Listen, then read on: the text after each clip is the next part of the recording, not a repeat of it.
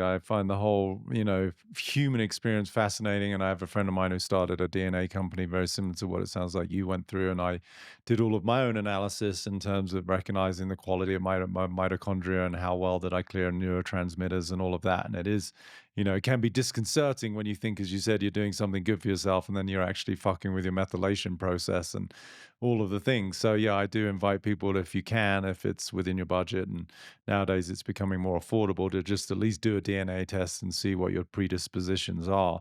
So I put that all under the auspices of there's just different levels of conditioning, right? So, for you with your dark eyes, me with my light blue eyes or gray eyes, that's part of programming, right? It's just your genetic profile. And people nowadays can read the entire genome, and like doing these DNA tests can help, as I said, to see the propensity or the predisposition to certain even diseases later in life. So what I'm working with is, some very deep programming, but it's not the hardwire programming, right? So you're not going to change the color of your eyes just because you have a really strong meditation practice and use Palo Santo around your house. I mean, I don't care how much you fucking try. Like, it's adorable, right? I mean, people who watch Lucy or Limitless might think that it's possible, and I'm not outside of that conversation. I think, yeah, cool, but I'm not. I'm still. There's enough people out there. There's billions of people who are suffering that I'm happy to work with the subconscious programming, which we can do something about, right? So in that realm of neurotransmitters, biochemistry, hormones, the endocrine system, that to me all belongs to the hardware that is part of the human being, right? That I was talking about, the equipment. The mind, in terms of its subconscious programming, which is the deeper part of the programming as opposed to the conscious thoughts that people have, that influences the way that the hardware shows up, right? We know now something called epigenetics, right? So the genetics, depending on your lifestyle, your diet, and predominantly, I think, your mindset, you're going to activate certain proteins or not, depending on how you relate to life. So you take two people who've got the same gene expression, twins, and you separate them at birth, and somebody leaves a very kind of hedonistic lifestyle, and then the other one leads a very like holistic and Zen-like lifestyle.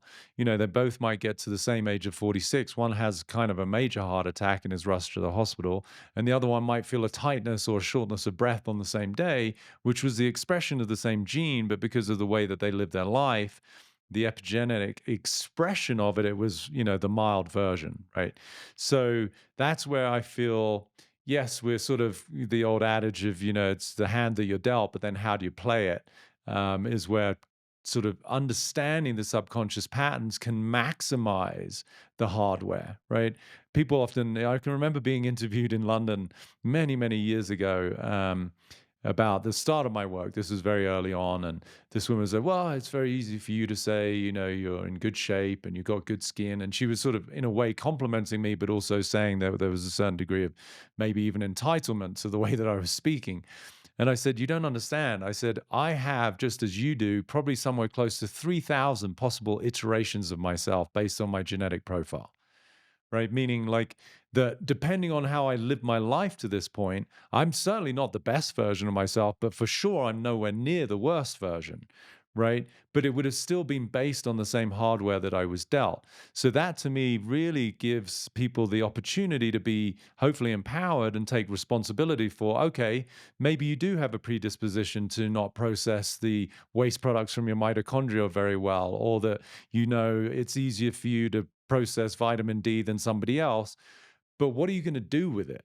Right. And how are you going to relate to yourself in life? Are you going to look through a lens of scarcity, inadequacy, woe is me, that sort of life is not fair and that my parents never gave a shit about me, which is only going to debilitate the genetic expression of your possibility? Or are you going to take what you've been given, which is the joy and the absolute blessing that it is to be a human being, to have these self-reflective conversations, and take whatever your hardware is and maximize the shit out of it?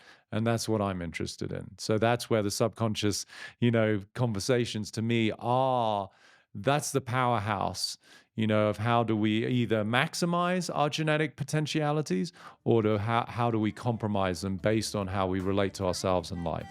And that's a powerful conversation to have. Hey there, Inspired Evolutionary. If you absolutely loved this, well then here's a full conversation with this guest on the Inspired Evolution podcast. Check it out now.